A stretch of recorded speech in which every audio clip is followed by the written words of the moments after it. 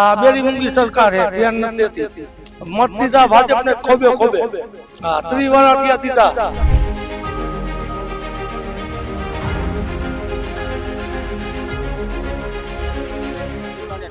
આંદોલન કરશે તો ખેડૂતોને ન્યાય મળશે? આમાં 100% મળશે. નહીં મળે ત્યાં સુધી થાંભલા નાખવા જ નહીં દે.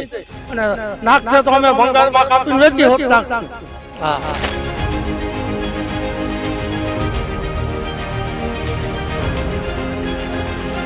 હવે એ તો આંધળી બેરી સરકાર છે, ન્યાય આપે કે ના આપે પણ અમે અમારી કાર્યવાહી ચાલુ રાખશું.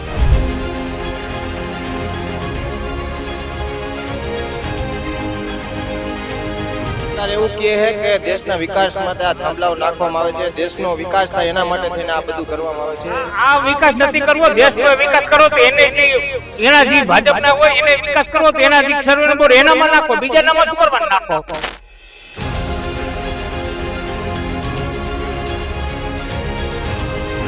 ખેડૂતનો આ એક આધારસ્તંભ છે, ખેડૂતની કમાઈ છે, તો ખેડૂત આ સિવાય કરી શું શકે?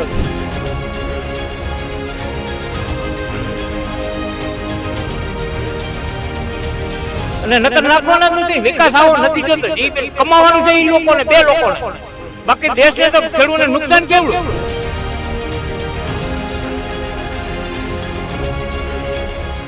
વીજ લાઈન લઈને જે ખેડૂતો છે તે હાલ ગુજરાતભરમાં વિરોધ કરી રહ્યા છે. વીજ લાઈન જે વિસ્તારોમાં આવવાની છે તે ખેડૂતો હાલ આક્રોશમાં જોવા મળી રહ્યા છે. ત્યારે આપણે જોઈ શકીએ છીએ કે પડધરી વિસ્તારમાં જે વીજ લાઈન આવવાની છે, જે પડધરીના વિસ્તારોમાં જે ખેડૂતોના ખેતરોમાં વીજ લાઈન આવવાની છે તેને લઈને હાલ ખેડૂતો છે તે વિરોધ કરી રહ્યા છે. ખેડૂત હિત રક્ષક સમિતિ જે પડધરીની છે તે ખેડૂત હિત રક્ષક સમિતિ દ્વારા આજે અહીંયા પ્રતિક ઉપવાસનું છે તે આયોજન કરવામાં આવ્યું છે. આ પ્રતિક ઉપવાસ 3 દિવસ માટે રહેવાનો છે અને ખાસ કરીને ઉલ્લેખનીય છે કે 3 દિવસ માટે આ પ્રતિક ઉપવાસનું આયોજન કરવામાં આવ્યું છે. આ પહેલા પણ તેઓએ ટ્રેક્ટર રેલી યોજી અને આવેદન પત્ર પાઠવવામાં આવ્યું હતું અને ત્યારબાદ હાલ અત્યારે જેટલા પણ ખેડૂતો મુલાકાત રહી રહ્યા છે તેમનું નોંધણી કરાવીને ખેડૂતો અહીંયા છે તે એકઠા થયા છે. આપણે ખેડૂતો છે તેમની સાથે વાત કરશું. કાકા, શું નામ અને ક્યાંથી આવો છો? એ આપણું કામ લે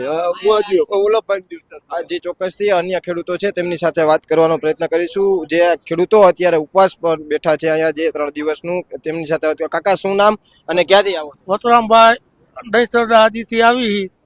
આ હેવી વીજપોલ નાખે સરકાર, મરજી પડે એમ. સરકારની તો લાઈન નથી, અદાણી અંબાણીની છે. ખેડૂતને દબાવવાની વાત છે, વળતર પૂરું આપતા નથી, એના માટે ઉપવાસ આંદોલનનું આયોજન કર્યું છે. શું લાગે કાકા, આંદોલન કરશે તો ખેડૂતોને ન્યાય મળશે? આમાં 100% મળશે. નહીં મળે ત્યાં સુધી થાંભલા નાખવા જ નહીં દે. અને નાખશે તો અમે ભંગારમાં કાપીને વેચી હોત નાખશું. હા. થાંભલા નહીં નાખો જોઈએ, વિરોધ ચાલુ રહેશે? આ વિરોધ ચાલુ રહેશે જ્યાં સુધી. પડધરી વિસ્તારમાં કેટલાક વિસ્તાર એવા છે કે જે ખેતરો કે જેમાં અસરગ્રસ્ત થવાના છે, થાંભલા આવી રહ્યા 44 ગામ છે ટોટલ. 44 ગામમાં થાંભલા આવે અને સર્વે થઈ ગયું, ગામના નામ લિસ્ટ આવી ગયું છે. તમારું લિસ્ટ જોતું હોય તો આપવું હોતા. હા, બરાબર. કાકા, શું કહેશો? આજે થાંભલો આવતો હોય, અમુક જે ખેતર હોય છે ત્યાં થાંભલો આવતો હોય છે, અમુકમાં વીજ લાઈન જતી હોય છે એવી, તો એને લઈને ખેડૂતોને કેટલું જોખમ છે? કારણ કે એમાં જે કરંટ હોય છે તે જોખમી ગણાય છે અને એક વિડીયો પણ આવ્યો હતો કે એમાં તિખારા જે થતા હતા, તો આ કેટલું જોખમી ગણાય ખેડૂત? અરે નીચે કામ ન કરી શકો તમે. ચોમાસામાં તો હાવ પાવર આવે, નીચે વાયર રાખીને તમે લેમ્પ કરો તો લેમ્પ હોતા થાય. હા, એટલું બધું 400 500 કેવી 700 કેવીની લાઈન નીકળે, નીચે કામ ન થાય, માણસ મરી જાય, બળદ મરી જાય, મજૂર મરી જાય, તો જવાબદારી કેની? અદાણી અંબાણી તો વયા જાય, પછી શું કરવાનું ખેડૂતને? અને 10 વીઘા ખેતર હોય, 2 પોલ આવે, 2 ભાઈને ભાગ પાડવા હોય તો એની કિંમત 25% થઈ જાય. કોઈ લે જ નહીં ખેતર. પેલી વસ્તુ એ છે, સમજી ગયા? હા, તો એના માટે આંદોલન કરે ખેડૂત. આ બેરી મૂંગી સરકાર છે, ધ્યાન નથી દેતી. મત દીધા ભાજપને ખોબે ખોબે. હા, 30 વર્ષ દીધા. તમે સ્થાનિક નેતાઓ પર રજૂઆત કરેલી કે છે? કોઈ સ્થાનિક નેતા તમારી પાસે આવેલું જેમને તમે મત આપો? કોઈ આવે જ નહીં ને. આમાં તો ભાજપ વાળા જ છે, એમાં આવે ક્યાંથી? હા, વિરોધ જ ખેડૂતનો છે. કાકા, જયારે મત લેવા આવ્યા ત્યારે કહેતા હોય છે કે અમને મત આપો, તમારા અમે કામ કરીશું. અત્યારે ખરેખર ખેડૂતોને જે નેતાઓને ચૂંટીને મોકલ્યા છે તેમની જરૂર હોય છે, કેમ કે એમને નેતાઓને ત્યાં મોકલાય તો એમના કામ થાય. તો એ જ નેતા અત્યારે તમારી પાસે ન આવે, તમે મત માગીને ત્યાં મોકલા હોય, તમારી રજૂઆત ન કરે તો શું કહેશો? એમાં શું કહેવાનું? આવતા જ નથી. બધી આ બેરી સરકાર છે, કોઈને સાંભળવું જ નથી. મત જોઈ ત્યાં આવે, ઘરે ઘરે આવે, ગામે ગામ ફરે. બાકી પછી કોઈ ખેડૂતની રીતે, મજૂરની રીતે, બાકી આ તો બધાને નુકસાન છે. 10 વીઘા ખેતર હોય, બે ભાઈનો ભાગ પડે તો ઓલો ભાઈ એમ કે મારે આ જોઈએ, ઓલો કે મારે આ જોઈએ, કિંમત જ ન આવે એની. એટલે આ ટૂંકમાં પછી પારિવારિક પણ બની શકે ને, કારણ કે જ્યાં થાંભલો આવે છે તો બંને ભાઈઓને ઝઘડા પણ થઈ શકે ને ભવિષ્યમાં. ઝઘડા થાય ને, ખેડૂત મારામારી થાય, કજિયા થાય, કેસ કબાડા થાય, વેચી ન કે કોઈ 25% અમે લેવા તૈયાર ન હોય ખેતર. સમજી ગયા?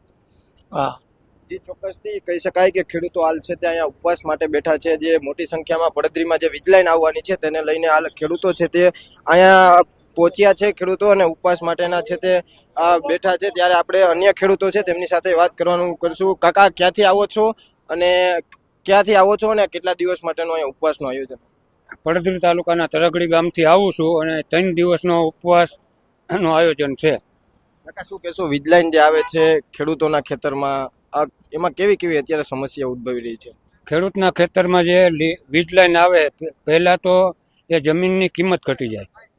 બીજું કંઈ કાયમીના ધોરણે ખેડૂતને નુકસાનકારક છે. નીચે પાવર પણ એટલો આવે છે, મજૂર કે આપણા બળદ નીચે જાય તો સીધા ઝટકો આવે.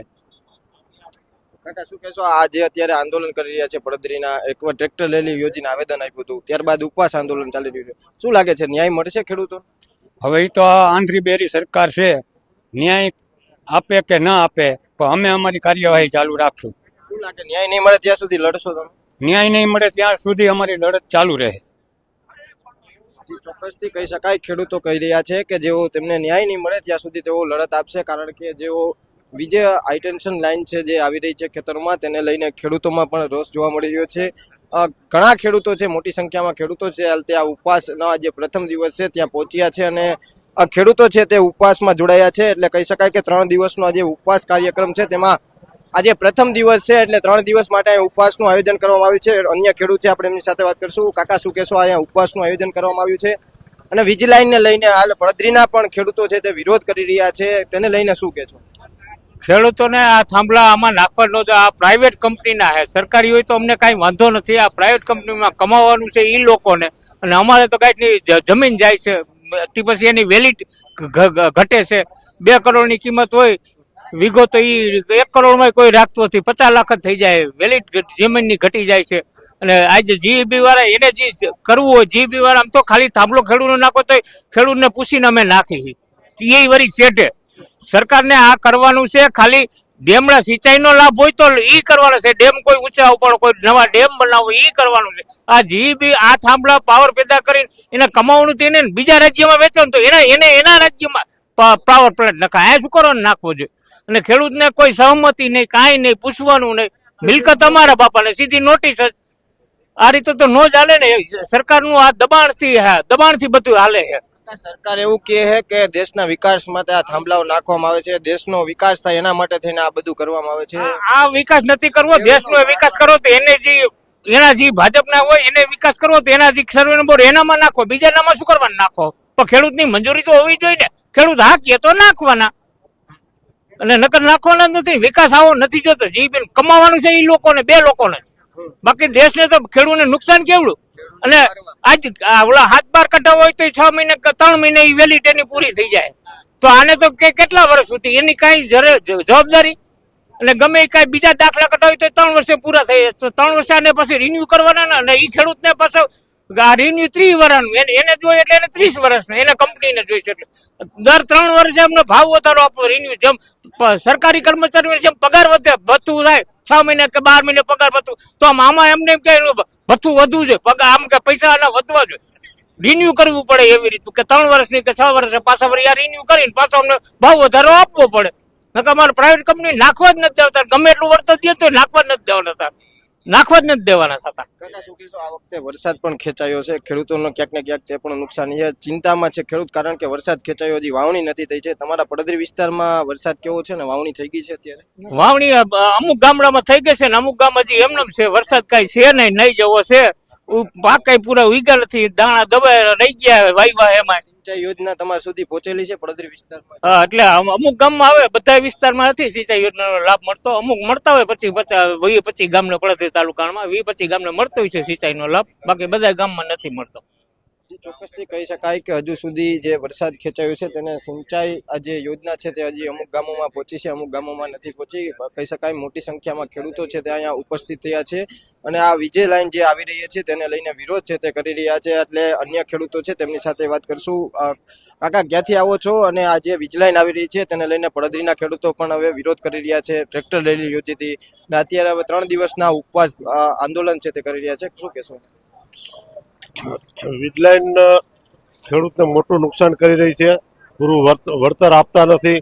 ખરેખર દિલ્હીથી જે કાંઈ પરિપત્ર બહાર પડ્યો છે એ મુજબ જો ખેડૂતને વળતર આપે તો એ ખેડૂતને મંજૂર છે. રાજસ્થાનની અંદર 4 ગણું વળતર આપે છે, તો આ ક્યાં બહારનું છે?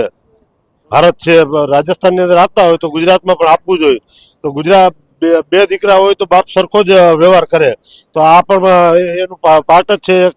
તો ગુજરાતને પણ સરખું વળતર આપવી જોઈએ અને સરખી જો વળતર પૂરી નહીં આપે જમીનની કિંમતની 4 ગણી તો ખેડૂત આ આંદોલન હજી કરવા માટે તૈયાર છે. પાર્ટ 3 ચાલુ થઈ ગયું છે, હજી પણ ચાલુ વધારે થશે. આ તો સેમ્પલ છે, પણ ખેડૂત રોડ ઉપર પણ આવી જશે. જ્યાં સુધી સરકાર આ ખેડૂતની મંજૂરી સ્વીકારશે નહીં, ખેડૂતની અવાજ નહીં પહોંચે ત્યાં સુધી ખેડૂતો લડવા માટે તૈયાર છે. રોડ ઉપર પણ ખેડૂત આવી જશે, પણ વીજ લાઈનના થાંભલા ખેડૂત નાખવા નહીં દે જ્યાં સુધી મંજૂરી નહીં સ્વીકારે ત્યાં સુધી. કાકા, તમે કયો વિરોધ કરી રહ્યા છે? ખેડૂતનો અવાજ પહોંચી ગયો છે સરકાર સુધી, કારણ કે ખેડૂતે જે 200%ની વાત કરી છે કે વળતર આપવામાં આવશે, એટલે ક્યાંક ને ક્યાંક અવાજ તો પહોંચી ગયો છે, પરંતુ ખેડૂતોને હજી જે યોગ્ય વળતર જોઈએ તે સ્વીકારવામાં નથી આવ્યું. અને ગુજરાતભરના ખેડૂતો આંદોલન કરી રહ્યા છે, નહીં કે પડદરી, તમામ ગુજરાતભરના ખેડૂતો અત્યારે આનાથી પીડિત છે અને જે આ વીજ લાઈન આવી રહી છે તેનો વિરોધ કરે છે. તો કેમ સરકાર ન્યાય નથી આપતી? સરકારે 2 ગણી જાહેરાત કરી, પણ ખરેખર 4 ગણી હોવી જોઈએ. એની અંદર ખેડૂતને સામે લઈને કર્યા અને કલેક્ટર અને એક કંપનીનો માણસ, અદાણી અને અંબાણી આ કંપનીના માણસો, તો એ જે એને પ્રાઇઝ ભરવાની નક્કી કર્યું કે ઓછી કિંમત જે ભરે એ મંજૂર કરવી, તો કલેક્ટર અને કંપનીનો માણસ તો ઓછી જ ભરવાના છે અને એ જો એ માન્ય રાખે તો એ ખેડૂતને મંજૂર નથી. વધુમાં વધુ જો ભરે એ માન્ય રાખે તો અમને કોઈ વાંધો નથી. ખેડૂતને 4 ગણું વળતર મળવું જોઈએ, કારણ કે આ ખેડૂતના બાપની જમીન છે. સરકારે કોઈ પણ કંપની હોય કે સરકાર હોય, કોઈ પણનો કાંઈ પણ રસ્તો નીકળતો હોય કે વીજ લાઈન નીકળતી હોય તો ખેડૂત આપવા માટે તૈયાર છે, પણ એનું વળતર ખેડૂતને યોગ્ય મળવું જોઈએ. ખેડૂતનો આ એક આધારસ્તંભ છે, ખેડૂતની કમાઈ છે, તો ખેડૂત આ સિવાય કરી શું શકે? અને અદાણી કંપની તો અબજો રૂપિયા કમાય છે આમાંથી. કાં વર્ષનું ભાડું આપે અને કાં તો 4 ગણું વળતર આપે, આ સિવાય અમને મંજૂર નથી. એવું કહે કે આ તો દેશના વિકાસ માટેની લાઈન છે, જે લાઈન નાખવામાં આવે છે એ દેશનો વિકાસ છે આમાં, પરંતુ દેશના વિકાસમાં ખેડૂતોને જે અત્યારે નુકસાન થઈ રહી છે, તો બંનેનું સમતોલ રહેવું જોઈએ. તમને શું લાગે? બંનેનું સમતોલ રહેવું જોઈએ. ખેડૂત પણ આ જે ખેતી કરે છે એ વિકાસ જ કરે છે. ખેડૂતને અત્યારે જણસી 2012 અત્યારનો તમે હિસાબ કરો. સરકારને બધા આંકડાની ખબર છે કે 2012માં શું પરિસ્થિતિ હતી, ખેડૂતની જણસીની એમએફસીની શું કિંમત હતી અને બજાર કિંમત બીજી શું હતી. સુપર છે, ખાતર છે, ટ્રેક્ટરો છે, લોખંડ થ્રેસર છે, એની શું કિંમત હતી. અને અત્યારે 2012ની સરખામણીએ કેટલો ડિફરન્સ છે એ સરકારને બધી ખબર છે, તો સરકાર આ મુદ્દે કેમ જાગતી નથી? ચોક્કસથી કહી શકાય જે વીજ લાઈન આવી રહી છે તેને લઈને હાલ પડદરીના જે ખેડૂતો છે તે ઉપવાસ કરી રહ્યા છે. હું તમને દ્રશ્યો બતાવું છું કે 3 દિવસ માટેના છે તે અહીંયા ઉપવાસ છે તે રાખવામાં આવ્યા છે. એટલે કે આગામી સમયમાં આ ખેડૂતોની છે તે માંગ સ્વીકારવામાં આવે તે માટે ખેડૂતો છે તે એકઠા થયા છે. ઉપવાસનું જે 3 દિવસનું આયોજન છે તે પડદરીના ખેડૂતોએ છે તે કરવામાં આવ્યું છે. એટલે કે આગામી સમયમાં ખેડૂતોની છે તે માંગ સ્વીકારવામાં આવે અને જે યોગ્ય વળતર છે તેમની માંગણીઓ છે તે સરકાર સ્વીકારે, કારણ કે જે પરિપત્ર જાહેર કર્યો છે તેમાં ક્યાંક ને ક્યાંક ખેડૂતો અસંતુષ્ટ છે અને બીજો પરિપત્ર જાહેર કરવામાં આવે તેવા માટે ખેડૂતો હાલ છે તે વિરોધ કરી રહ્યા છે. એટલે પડદરીના પણ ખેડૂતો છે તે હાલ આ જે છે વીજ લાઈન આવી રહી છે તેને લઈને વિરોધ કરી રહ્યા છે. કેમેરા પર્સન રાજેશ જોશી સાથે પ્રદીપ પાઠક, BS9 ન્યૂઝ, પડદરી.